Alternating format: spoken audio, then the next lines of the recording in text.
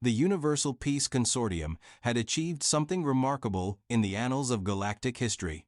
They had managed to make bureaucracy an art form. Not the sort of art that inspired profound emotions or challenged conventional thinking, mind you, but the kind that made watching paint dry seem like an extreme sport. Their crowning achievement, the Harmony Station, orbited Proxima Tertius like a crystalline monument to the galaxy's collective determination to prove that evolution could, in fact, run backward. The station itself was a marvel of engineering excess, designed by committee and refined through 17 different cultural sensitivity reviews. Every surface had been carved with symbols representing peace, understanding, and mutual respect in approximately 4,000 different alien languages, creating a visual cacophony that could induce seizures in species with particularly sensitive optical organs. The architects had somehow managed to make a space station that looked like it had been decorated by a kindergarten class with unlimited funding and severe anxiety about offending anyone. Which was, when you thought about it, a perfect representation of the consortium itself. The galaxy's most evolved civilizations had gathered here annually for the past 3 centuries to discuss matters of cosmic importance, such as whether the Rigelian mating calls during spring spawning season constituted a form of audio pollution, and if the Centauri delegation's habit of secreting defensive pheromones during tense negotiations violated the atmospheric purity accords of 2847. These were beings who had transcended their primitive origins, or so they told themselves during their daily meditation periods and quarterly self-actualization seminars. The beautiful irony, of course, was that most of these enlightened species had evolutionary histories that would make a horror novelist reach for stronger antidepressants. The crystalline hegemony had descended from silicon-based predators that dissolved their prey in acid pools for easier consumption. The photonic collective's ancestors had been energy parasites that fed on the bioelectric fields of other organisms. The Aquatic Federation traced their lineage back to creatures that could charitably be described as enthusiastically carnivorous jellyfish with anger management issues. But that was ancient history, at least 200,000 years old in some cases, and therefore completely irrelevant to their current status as paragons of civilized behavior. The fact that they still possessed most of their ancestral killing mechanisms was simply a quaint evolutionary artifact, like wisdom teeth or the human appendix, and definitely not something that influenced their carefully cultivated personas as peaceful, rational beings. The development of faster-than-light travel had been a watershed moment for galactic civilization, mostly because it had forced various apex predators to confront the uncomfortable reality that they weren't alone in the universe, and that some of their new neighbors had even more creative approaches to violence than they did. The resulting diplomatic revolution had been swift and predictable. Everyone agreed that violence was terrible, primitive, and absolutely beneath their current level of sophistication. This collective commitment to nonviolence had given birth to what sociologists called Death World phobia, a galaxy-wide neurosis about planets where evolution had been particularly enthusiastic about the concept of natural selection. These nightmare worlds, classified as anything above Class 7 on the Habitability Index, were considered cautionary tales about what happened when nature was allowed to run wild without proper supervision. Most civilized beings preferred to think of death worlds as theoretical constructs, like mathematical infinities or perfect bureaucratic efficiency, interesting to contemplate in abstract terms, but not something you'd ever want to encounter in person. The idea that any species could actually evolve on such a planet and achieve sapience was considered somewhere between unlikely and physically impossible, which made the discovery of Earth rather problematic. Humanity's home planet had shattered every assumption about the upper limits of planetary hostility. Class 12 wasn't supposed to exist. The classification scale only went up to X, and that was considered the theoretical maximum for a world that could support any form of life more complex than particularly resilient bacteria. Earth had required the creation of an entirely new category, which the Consortium xenobiologists had designated with the sort of clinical detachment typically reserved for describing terminal diseases. The planet was a catalog of evolutionary horrors, weather systems that could level cities, geological activity that could reshape continents, and an ecosystem where literally everything was trying to kill everything else with what could only be described as creative enthusiasm. The fact that humans had not only survived but thrived in this environment had made them the subject of countless doctoral dissertations and at least 3 different religious movements based on the assumption that they were either divine, punishment for galactic sins, or evidence that the universe had a deeply disturbing sense of humor. Which brought the Consortium to their current predicament: what to do about Cadet Lydia Chen. The human colonial authorities' proposal for a cultural exchange program had been met with the sort of horrified fascination typically reserved for proposals to juggle antimatter or vacation in black holes. The idea of allowing an actual Deathworlder access to the galaxy's most important diplomatic gathering had triggered emergency sessions, committee reviews, and at least one formal motion to declare the entire concept a violation of the Geneva Convention, despite the fact that the Geneva Convention was a purely human document that had no legal standing in galactic law. Ambassador Vel-Kathar of the Photonic Collective had been among the most vocal opponents.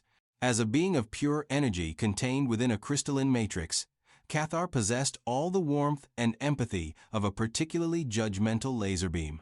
Their species had spent millions of years perfecting the art of existing without physical form, which they considered evidence of their superior evolution beyond the messy limitations of organic matter. The proposal is madness, Kathar had declared during the preliminary discussions, their photonic matrix flickering with indignation. To expose our refined sensibilities to the crude emanations of a Deathworld primitive is to invite contamination of our carefully cultivated harmony. The other delegates had expressed similar concerns through the elaborate, diplomatic euphemisms that made tax codes seem refreshingly straightforward. Director Korthmeld of the Crystalline hegemony worried about potential disruptions to established harmonic frequencies. Researcher Yithvera of the Multidimensional Sciences Collective fretted over unregulated quantum entanglements from chaotic neural patterns. Security Chief Brack Toll of the Silicon Defense Corps diplomatically suggested that perhaps humans weren't quite ready for such elevated quantum entanglements. Consciousness interactions. The humans, demonstrating the sort of diplomatic flexibility that had made them simultaneously admired and feared throughout the galaxy, had simply agreed to every restriction, limitation, and monitoring protocol the Consortium could devise. They signed consent forms, allowing their cadet to be studied like a laboratory specimen, agreed to round-the-clock observation by xenobiological specialists, and even submitted to having their representative wear monitoring devices that tracked everything from brainwave patterns to metabolic fluctuations. The result was Cadet Lydia Chen, 24 years old, graduate of the Mars Colonial Defense Academy, and currently standing at parade rest in the station's main conference chamber, while 400 of the galaxy's most enlightened beings observed her with the sort of fascinated revulsion typically reserved for particularly painted, interesting diseases. She was, by human standards, perfectly ordinary medium height, black hair pulled back in a regulation bun, wearing a dress uniform that managed to look both professional and subtly predatory. But to alien eyes accustomed to species that had evolved in gentle meadows or peaceful crystal formations, she radiated the sort of contained violence that made every evolutionary alarm system in the room start ringing like smoke detectors during a house fire. The morning session had been dedicated to the thrilling topic of pacification through understanding, advanced methodologies for consciousness elevation in primitive substrates. Ambassador Kathar had been delivering a presentation for the past 3 hours about the theoretical frameworks for civilizing violent species through exposure to superior philosophical constructs, while the assembled delegates struggled against the sort of stupor typically associated with prolonged exposure to bureaucratic excellence. Lydia remained motionless throughout the presentation, her expression maintaining the sort of professional neutrality that military academies spent years drilling into their graduates. She occasionally made notes on a tablet that had been examined by no fewer than 17 different security specialists and subjected to analysis by the station's most advanced threat assessment protocols. To the casual observer, she appeared to be the perfect example of respectful attention. To anyone familiar with human behavioral patterns, she looked like a predator patiently studying its environment while waiting for something interesting to happen. The first sign of trouble came during the mid-morning break, when researcher Yith Vera decided to conduct what they called interactive specimen analysis, without bothering to inform the specimen in question. Fascinating, Yith Vera announced, approaching Lydia with the sort of clinical enthusiasm typically displayed by scientists who had discovered a new type of particularly virulent bacteria. The muscular tension patterns suggest constant preparation for violent action. Tell me, primitive, do you experience conscious awareness of your aggressive impulses, or are they purely autonomic responses driven by your underdeveloped neural structures? Lydia's response demonstrated the sort of diplomatic restraint that would have impressed a career ambassador. I experience a full range of emotional and cognitive responses, researcher Yithvira. Though I must admit, I find it interesting how many supposedly advanced civilizations seem to confuse primitive with different. My species developed rather sophisticated approaches to conflict resolution during our evolutionary development. We just happened to include hitting things as one of several viable options. The implications of her response, that humans had not only mastered violence but had moved beyond it, while retaining it as a practical tool, sailed completely over Yithvira's multiple sensory organs. But several other delegates caught the subtext, and the shift in the room's atmosphere was noticeable to anyone with functioning threat assessment capabilities. By lunch, the comments had evolved from condescending curiosity to open mockery. The Aquatic Federation's cultural specialist wondered aloud whether humans were capable of understanding concepts that didn't involve applying kinetic force to resolve disagreements. The Crystalline, Hegemony's educational liaison, suggested that perhaps the Deathworlder would be more comfortable in the station's maintenance sectors, where she could practice her natural behaviors without disrupting elevated discourse. Through it all, Lydia maintained her professional composure with the sort of supernatural calm that would have made a Buddhist monk weep with envy. She answered every patronizing question with polite precision, responded to every veiled insult with diplomatic grace, and generally conducted herself with a level of restraint that was beginning to make some of the more perceptive delegates slightly nervous.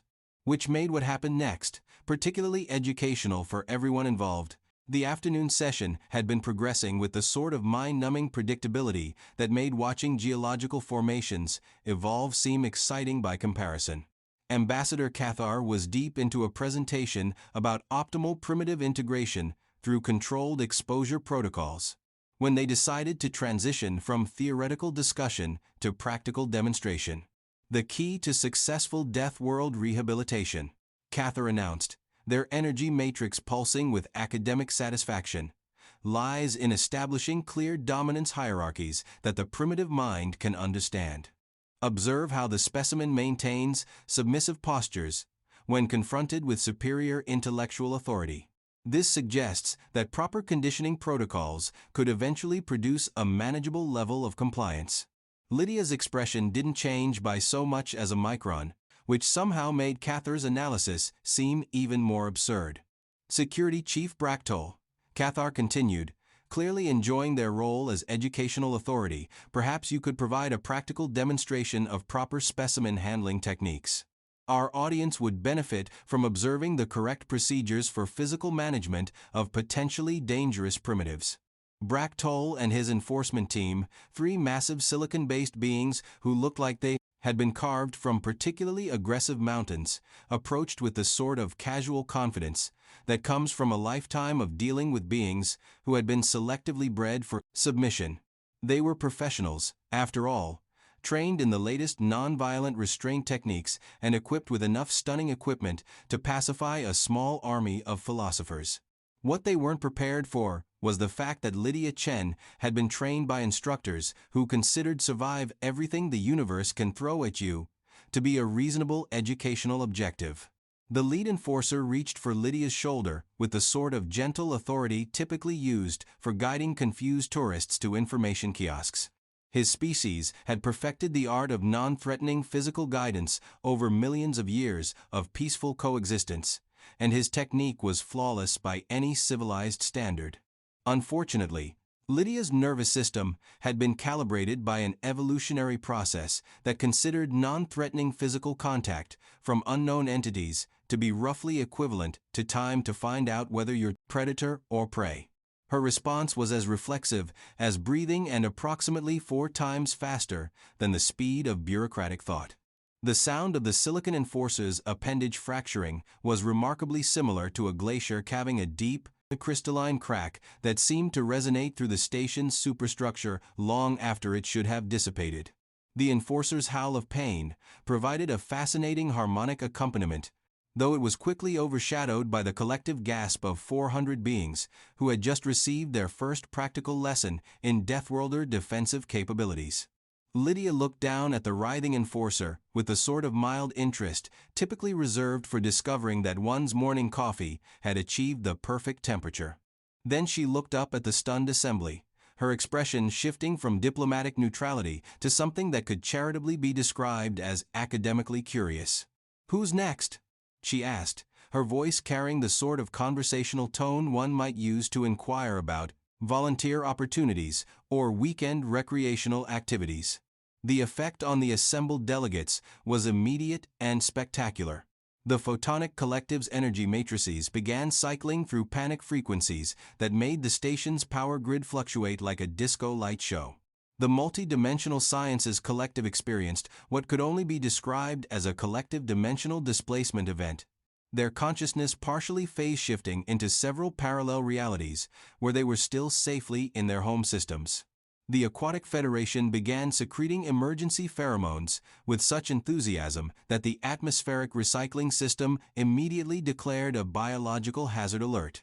Ambassador Cathar, who had been so eloquent about the proper management of primitive species, demonstrated the full range of their own evolutionary heritage by attempting to disperse their energy matrix through the nearest ventilation system, while emitting electromagnetic pulses that temporarily disabled 3 backup servers and gave the Crystalline delegation severe resonance headaches. The remaining security enforcers, faced with a choice between approaching the obviously dangerous Deathworlder or discovering urgent appointments in distant star systems, chose the path of wisdom and valor by developing sudden onset, selective amnesia about their professional obligations. The emergency evacuation protocols activated as delegates began a carefully choreographed stampede toward the exits, displaying the sort of coordinated panic response that would have made a herd of frightened livestock seem organized by comparison. Through it all, Lydia remained perfectly composed, kneeling beside the injured Enforcer and producing a compact medical kit from her uniform, with the sort of practiced efficiency that somehow made her earlier display of violence seem like a minor administrative detail. Structural fracture of the primary support matrix, she observed clinically, her hands working with the sort of competent precision that came from extensive field experience. Clean break pattern indicates optimal force application should regenerate properly, with standard silicon-based healing protocols. Really, you should establish verbal contact before initiating physical guidance procedures. Basic safety doctrine. My people learned that lesson during our early interspecies contact period, back when we were still working out the distinction between diplomatic greeting and threat assessment scenario. The Enforcer managed something that might have been gratitude or a promise to reconsider. Career choices. It was difficult to determine through the universal translator's attempt to process what appeared to be silicon-based emotional trauma. "There we are," Lydia said, applying a stabilization field with the sort of gentle competence that made her earlier demonstration of martial efficiency seem even more unsettling by comparison. "That should maintain structural integrity until engineering support arrives. Might want to consider some occupational retraining, though. Security work really requires better situational awareness than you're currently demonstrating." The conference chamber was nearly empty now, except for a few delegates who had apparently suffered system overloads and were being attended by maintenance drones, and a handful of recording devices that continued to broadcast the scene across the galaxy with the sort of horrified fascination typically reserved for natural disasters or reality entertainment programs. Within 8 hours, the footage had been viewed by approximately 23 billion beings across 59 star systems. Within 16 hours, It had spawned countless analysis threads, philosophical debates, and academic papers about the nature of violence and civilization. Within 32 hours, it had become the most watched piece of content in recorded galactic history, surpassing even the legendary Great Asteroid Mining Disaster of 2156 and the Centauri delegation's unfortunate encounter with fermented fruit products. The Consortium's response was swift and entirely predictable. Emergency committees were convened, investigation panels were formed, and strongly worded statements were issued about the dangers of allowing dangerous species access to civilized institutions. There were demands for immediate sanctions against humanity, calls for reparations to cover psychological trauma counseling, and at least 5 separate proposals to reclassify Earth as a galactic hazard zone requiring permanent quarantine protocols. The problem, as it became apparent within the first few days, was that nobody wanted to volunteer for the honor of actually delivering these ultimatums to the humans in person. Ambassador Cathar, when approached about leading the diplomatic protest, developed a sudden case of energy matrix destabilization syndrome that would require several months of treatment in a specialized photonic rehabilitation facility. The Crystalline hegemony discovered pressing administrative matters that required their immediate attention in the Andromeda Galaxy. The multidimensional sciences collective found themselves suddenly fascinated by a previously unknown dimensional anomaly that would take several years of careful study from a safe distance. Even more problematic was the reaction from the galaxy's less diplomatic elements. The Outer Rim Confederacy, which had spent decades engaging in low-level territorial disputes with Consortium forces, began issuing public statements about their profound respect for human cultural traditions and their commitment to peaceful dialogue with all Deathworld representatives. The Free Trade Alliance, which had been locked in bitter commercial disputes with the Consortium for the past 20 years, suddenly discovered a renewed interest in negotiating peaceful solutions.